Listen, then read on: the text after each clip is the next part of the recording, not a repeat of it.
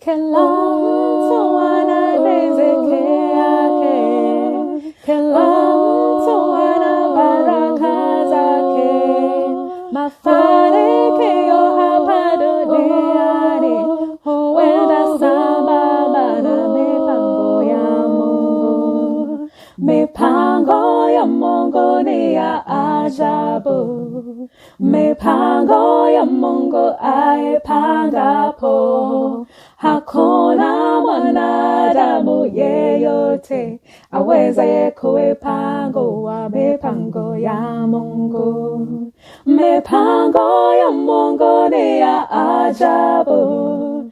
Mipango ya Mungu aipangapo, hakuna mwanadamu yeyote awezaye kuipangua mipango ya Mungu. Mipango ya Mungu ni ya ajabu.